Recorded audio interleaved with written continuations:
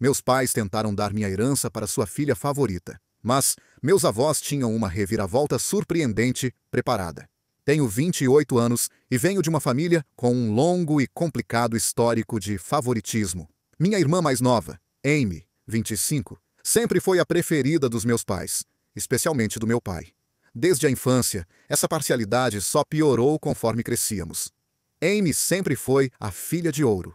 Desde minhas primeiras lembranças, percebi isso. Quando eu tinha 5 anos e ela 2, meus pais fizeram para ela uma festa de aniversário elaborada, com pintores profissionais de rosto, um castelo inflável e até um mini zoológico.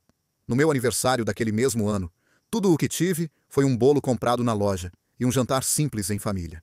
Esse padrão se repetiu ao longo dos anos. À medida que crescemos, as diferenças ficaram ainda mais evidentes. Amy sempre ganhava os brinquedos mais novos, as melhores roupas e toda a atenção. Lembro-me de economizar por meses para comprar uma bicicleta quando tinha 10 anos. Quando finalmente consegui comprá-la, Amy quis uma também. Em vez de ensiná-la a esperar ou economizar, meus pais simplesmente compraram para ela uma bicicleta ainda melhor que a minha. A escola também foi um campo fértil para o favoritismo. Meus pais iam a todas as apresentações e eventos da Amy, mas raramente compareciam aos meus. No 4º ano, fui o protagonista da peça da escola e ensaiei durante semanas, cheio de entusiasmo. No dia da apresentação, meus pais chegaram 1 hora atrasados e perderam minha principal cena. O motivo? Amy reclamou de uma dor de barriga, mas se recuperou logo depois. Eles simplesmente perderam a noção do tempo brincando com ela. No quesito acadêmico, nada do que eu fazia parecia ser suficiente. Entrei para o clube de matemática, tirava notas altas e até ganhei um prêmio em uma feira de ciências regional, mas meus pais mal notaram. Por outro lado, quando Amy tirou um B+, nota mediana, em sua pior matéria, eles a levaram para um jantar comemorativo e ainda lhe compraram um celular novo como incentivo. O ensino médio foi ainda mais desafiador. Buscando aprovação, me envolvi em todas as atividades extracurriculares possíveis, enquanto mantinha um boletim impecável. Fui editor do jornal da escola e capitão do time de debates. Enquanto isso, Amy mal conseguia manter a média mínima, preferindo passar o tempo com amigos. No 3º ano da faculdade, fui selecionado para participar de um renomado programa de verão em Harvard. Era uma oportunidade incrível, e eu estava empolgado. No entanto, quando contei a novidade durante o jantar, meu pai resmungou e mudou de assunto para falar sobre a próxima apresentação de dança da Amy. Minha mãe apenas disse, que bom, mas logo mudou de assunto. Como sempre, nada que eu fazia era digno de reconhecimento. Para piorar, minha viagem para Harvard coincidiu com uma apresentação da Amy. Meus pais decidiram ir ao show dela e não puderam me levar ao aeroporto. Precisei pedir carona aos pais de um amigo. Quando chegou o momento de escolher a faculdade, passei meses preparando meus ensaios, estudando para provas e participando de atividades extracurriculares. Fui aceito por várias universidades de prestígio e recebi uma bolsa significativa na minha faculdade dos sonhos. Ao contar a novidade para meus pais, tudo o que ouvi foi: isso é bom, mas não deixe isso subir a cabeça. Só não se esqueça de nós quando virar um figurão. Já para Amy, que mal conseguiu se formar no ensino médio e decidiu não ir para a faculdade, meus pais tiveram uma reação completamente diferente. Eles a elogiaram por se conhecer bem e por não se prender às expectativas da sociedade. Como presente de formatura, compraram um carro para ela. Essa constante falta de reconhecimento me afetou muito emocionalmente. Durante a adolescência e início da vida adulta, sofri com ansiedade e depressão. Só na faculdade, com a ajuda da terapia, consegui entender que a culpa não era minha. Demorei anos para reconstruir minha autoestima e aprender a me validar sem depender da aprovação dos meus pais. Mesmo sem apoio da minha família, construí uma vida sólida. Me formei com honras. Consegui um bom emprego no setor financeiro e, aos 27 anos, comprei minha própria casa. Meus pais nunca demonstraram orgulho disso, mas eu estou satisfeito com o que conquistei. E foi aqui que começou a nova fase desse drama familiar. Meu avô paterno faleceu recentemente, deixando uma grande herança. Ele era um empresário de sucesso que começou do zero e, em seu testamento, dividiu seus bens igualmente entre seus filhos, meu pai e seus irmãos e netos, eu, Amy e nossos primos. Minha parte da herança era significativa, cerca de $500 mil. Isso poderia me ajudar a investir no meu futuro, quitar meus empréstimos estudantis e talvez até abrir meu próprio negócio. Fiquei surpreso e extremamente grato por essa oportunidade inesperada. No entanto, Quando o testamento foi lido, ficou claro que meus pais não ficaram nada felizes. Mais tarde, eles me chamaram para uma conversa e disseram que achavam injusto eu receber a mesma quantia que Amy, que mora no porão dos nossos pais e trabalha meio período em uma cafeteria. Quando soube da herança que recebi do nosso avô, ela argumentou que precisava mais do dinheiro porque estava passando por dificuldades. Fiquei chocado, mas tentei manter a calma e expliquei que essa foi uma decisão do vovô e que ninguém tinha o direito de contestá-la. Meus pais, no entanto, insistiram que eu deveria agir moralmente e dar a Amy minha parte justa. Quando recusei, ficaram furiosos e começaram a me fazer sentir culpado, me chamando de ingrato e egoísta. Meu pai trouxe à tona todas as vezes em que, segundo ele, me ajudaram financeiramente, mencionando que pagaram pelo meu aparelho ortodôntico necessário.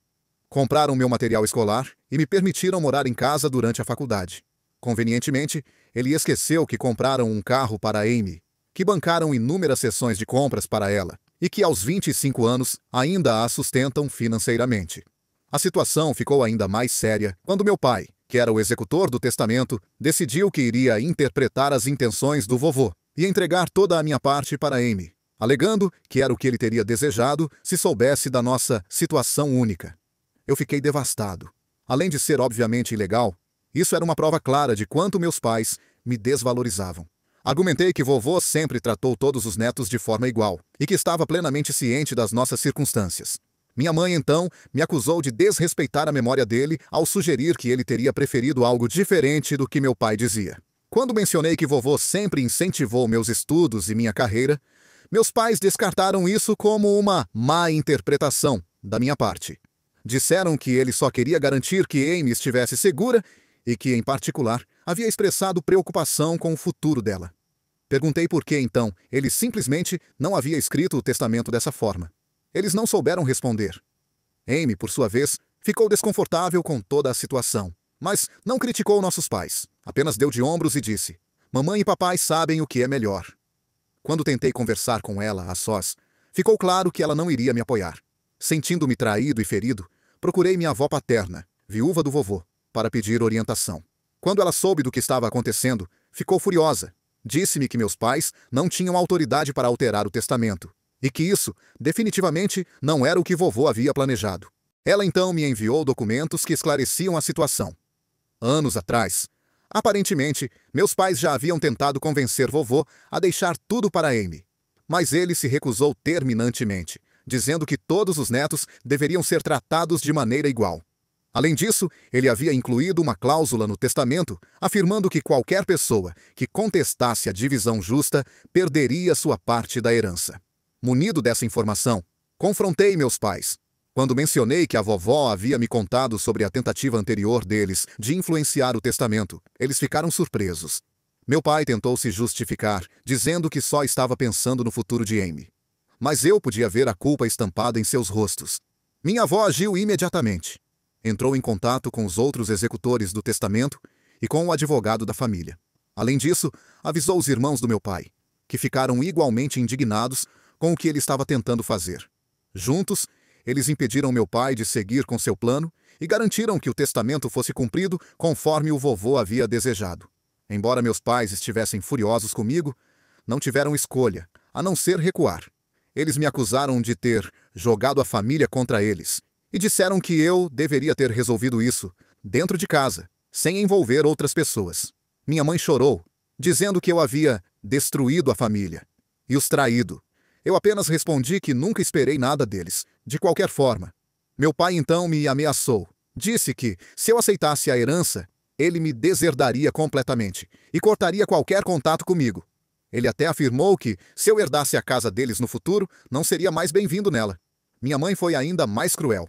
Disse que, ao aceitar o dinheiro, eu estava provando que nunca os amei de verdade e que só queria lucrar com a morte deles. Essa situação dividiu a família. Alguns primos me apoiaram, pois sempre perceberam o favoritismo escancarado dos meus pais e valorizam o fato de eu ter me defendido.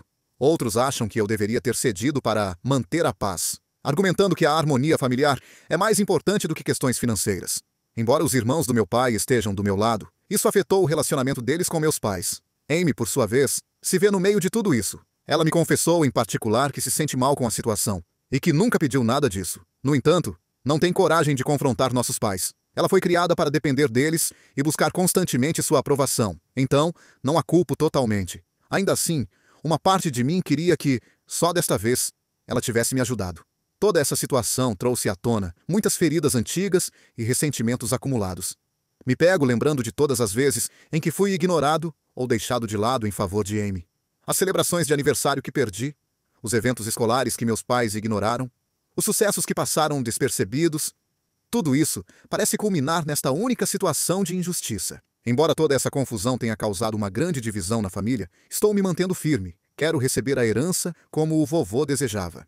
Meus pais mal falam comigo, e os encontros familiares tornaram-se desconfortáveis. Pela primeira vez, faltei ao nosso jantar mensal porque não suportava os olhares frios e acusadores. Apesar do caos, uma pequena parte de mim sente-se fortalecida. Estou enfrentando, pela primeira vez na vida, o tratamento injusto dos meus pais. Estou declarando meu valor e recusando-me a ser descartado. Essa experiência é, ao mesmo tempo, horrível e libertadora. Mesmo acreditando que estou certo, todo esse drama familiar está me desgastando. Não senti esse nível de estresse desde a faculdade, e agora voltei a ter crises de ansiedade. Para lidar melhor com essa situação, estou pensando em retomar a terapia. Será que fiz errado ao não ceder às expectativas dos meus pais? Deveria ter simplesmente dado o dinheiro para Amy, para manter a paz? Estou cansado de ser o bode expiatório da família, mas também temo perder minha família completamente. Qualquer conselho ou opinião seria muito bem-vindo. Atualização: 6 meses depois. Desde minha primeira postagem, há 6 meses, muita coisa aconteceu. Quero agradecer a todos pelo apoio e conselhos. Isso realmente me manteve firme em meio a essa turbulência.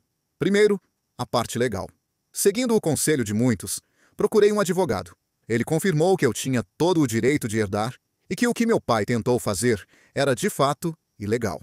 Ele me ajudou a documentar tudo e me preparou para agir legalmente, caso fosse necessário.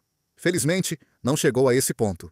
Minha avó paterna, junto com os outros executores do testamento e o advogado dela, conseguiu resolver tudo sem levar o caso aos tribunais.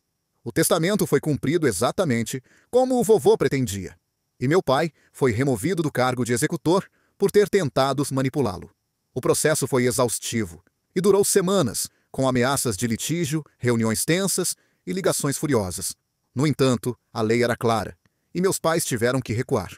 O impacto familiar foi significativo. No início, meus pais insistiram em sua versão dos fatos, me acusando de ser ganancioso e negligente com minha irmã.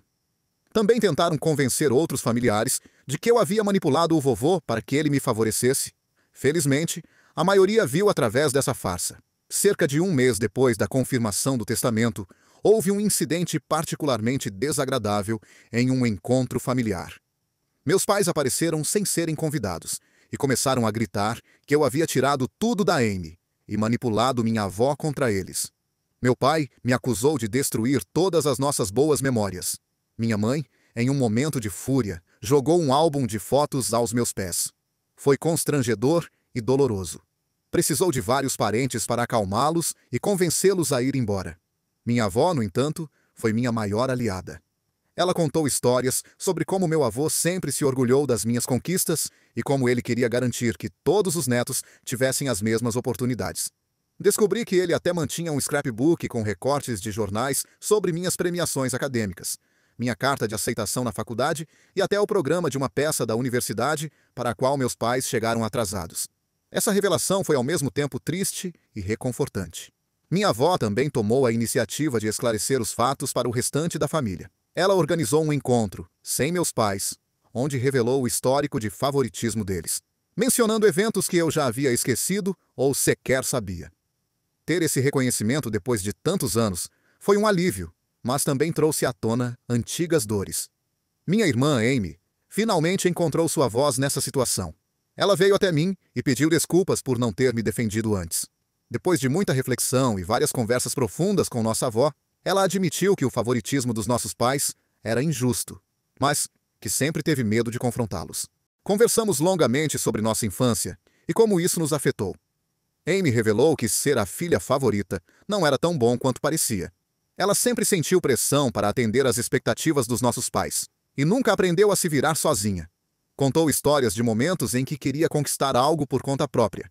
Mas nossos pais sempre intervinham, privando-a da chance de crescer e aprender com seus erros. Nossa relação mudou completamente depois dessa conversa. Começamos a reconstruir o vínculo que o favoritismo dos nossos pais havia quebrado. Agora, nos encontramos regularmente para tomar café e apoiar um ao outro nesse momento difícil. O maior choque para todos veio quando Amy anunciou que usaria sua parte da herança para pagar sua faculdade. Ela disse que ver-me lutar pelos meus direitos a inspirou a tomar controle de sua própria vida. Assim que decidiu o que queria estudar, Amy se matriculou em uma faculdade comunitária próxima, com a intenção de transferir-se para uma universidade de 4 anos no futuro. Nossos pais ficaram chocados. Eles sabiam, acredito eu, que a superproteção deles não havia feito bem algum para Amy. A reação deles a tudo isso tem sido variada e instável. No início, nos atacaram com raiva, tentando fazer Amy desistir da faculdade para ajudar a família, alegando que eu a havia virado contra eles. Quando essa estratégia falhou, mudaram de tática. Após longas conversas com minha avó e ao verem a grande transformação de Amy, minha mãe começou a reconhecer o quanto suas ações haviam sido prejudiciais. Ela tem dado pequenos passos em direção à reconciliação, chegando até a iniciar terapia para lidar com seus próprios problemas. Ela me procurou para pedir desculpas, reconhecendo que foi injusta e pedindo uma chance para consertar as coisas. É um processo lento, e embora eu tenha uma leve esperança, mantenho meus limites firmes. Infelizmente, meu pai tem sido muito menos receptivo. Ainda furioso, ele se vê como a vítima de toda essa situação. Desde que Amy decidiu cursar a faculdade, ele tem sido frio com ela e mal fala comigo. Em algumas ocasiões, tentou nos controlar por meio de ameaças. Disse que venderia a casa da nossa infância se não voltássemos à razão, ou que nos perdoaria se admitíssemos que estávamos errados. Apesar de tudo, estamos mantendo nossa posição. Ainda assim, dói vê-lo se afastar dos próprios filhos dessa maneira. A dinâmica com a família extensa mudou drasticamente. Agora moro mais perto dos irmãos do meu pai, que têm sido muito solidários, assim como minha avó. Ouvir meus tios e tias falarem sobre como lidaram com o comportamento difícil do meu pai ao longo dos anos me fez sentir menos sozinha nessa batalha. Também desenvolvi laços mais fortes com alguns primos que me apoiaram e começamos a organizar encontros mensais entre primos, onde podemos nos reunir sem o peso dos dramas das gerações mais velhas. No que diz respeito ao meu futuro, tenho usado minha herança de maneira sensata. Paguei todas as minhas dívidas estudantis e agora sinto uma liberdade financeira incrível. Com a ajuda de um consultor financeiro, montei um portfólio de investimentos diversificado e até reservei uma parte do dinheiro para, talvez, abrir meu próprio negócio no futuro. Estou considerando criar um centro comunitário que ofereça serviços acessíveis de saúde mental e educação financeira. No entanto, o uso mais significativo desse dinheiro, para mim, tem sido investir em terapia para mim mesma e oferecer isso também para Amy. Estamos aprendendo a estabelecer limites saudáveis com nossos pais e a curar as feridas da nossa infância. Embora seja um processo longo, já sinto que estou crescendo, aprendendo a lidar com o abandono emocional e a parcialidade de anos. Essa experiência trouxe algumas mudanças inesperadas para minha vida. Aprendi muito sobre impor limites e me defender. Embora eu saiba que fiz o que era certo, não tem sido fácil e ainda há dias difíceis. Mas me sinto orgulhosa por resistir à culpa e à pressão. Uma das mudanças mais surpreendentes foi na minha carreira. Passar por toda essa turbulência familiar e fazer terapia me ajudou a perceber minha paixão por ajudar outras pessoas que enfrentam dinâmicas familiares semelhantes. Estou pensando seriamente em voltar à faculdade para me especializar no atendimento a adultos que cresceram com pais emocionalmente imaturos e trabalhar como terapeuta familiar. Além disso, comecei a ajudar jovens de lares disfuncionais em um centro comunitário local. Poder oferecer o tipo de apoio que eu gostaria de ter tido na infância tem sido extremamente gratificante. Também estou considerando criar um fundo de bolsas de estudo para jovens que passaram por situações parecidas, usando parte da minha herança. Minha relação com Amy continua a melhorar. Criamos um Dia dos Irmãos, uma vez por mês, onde fazemos algo divertido, só nós duas. Nosso último encontro foi uma caminhada e um piquenique. A conexão e a leveza que sentimos foi a maior desde que éramos crianças pequenas. Sem a influência de nossos pais, estamos reconstruindo nossa relação do nosso próprio jeito. Quanto aos nossos pais, a situação continua complicada. Minha mãe está tentando reconstruir nosso relacionamento. Tem frequentado a terapia regularmente e começou a reconhecer os danos causados pelo favoritismo dela. Tivemos alguns almoços a sós, onde conversamos com honestidade sobre o passado e os próximos passos. Não é perfeito, mas há progresso. Já meu pai continua se recusando a mudar. Ele insiste que não fez nada de errado e que Amy e eu deveríamos ser gratos. Ele evita estar no mesmo ambiente que eu, o que fez com que perdesse várias reuniões familiares. Embora isso me magoe, estou tentando abandonar a necessidade de fazê-lo enxergar as coisas de outra forma ou controlar suas reações. Felizmente, minha avó tem sido um grande pilar para mim e para Amy. Ela sempre apoiou a justiça e o entendimento, e tem sido uma mediadora incrível nos conflitos familiares. Além disso, tem nos contado mais histórias sobre o quanto nosso avô se orgulhava de nós por termos aprendido a lutar pelos nossos direitos. Todo esse processo me ensinou muito sobre o verdadeiro significado de família. Percebi que, às vezes, a família que escolhemos pode ser mais acolhedora do que aquela em que nascemos. Além de construir um círculo próximo de amigos que foram fundamentais nessa jornada, também me aproximei de tios, tias e primos que estiveram ao meu lado. Estabelecer limites e praticar o autocuidado tornaram-se essenciais para mim. Estou cada vez melhor em dizer não a situações que afetam minha saúde mental e não me sinto mais culpado por priorizar meu bem-estar. Passei tanto tempo tentando conquistar a aprovação dos meus pais que acabei deixando de lado o desejo de explorar novos interesses e hobbies. Para aqueles que passam por situações semelhantes, meu conselho é: não deixe que ninguém faça você se sentir mal por buscar aquilo que é seu por direito. Mesmo que isso gere conflitos, é justo se defender. As dinâmicas familiares podem ser complexas, mas todos merecem um tratamento justo. Lembre-se, nunca é tarde para começar a construir a vida que você merece. Se necessário, procure um terapeuta. Cerque-se de pessoas que te apoiam e não hesite em impor limites. Seu valor é definido por quem você é, e não pela forma como sua família te trata. Quero agradecer a todos, mais uma vez, por seus conselhos e apoio. Isso significou mais para mim do que vocês imaginam durante um período tão difícil. Embora a jornada não tenha sido fácil, estou animado para o futuro e sentindo uma autoconfiança que não experimentava há anos. Estou empolgado com esse novo capítulo da minha vida e determinado a interromper o ciclo de favoritismo, construindo relacionamentos mais saudáveis na minha futura família.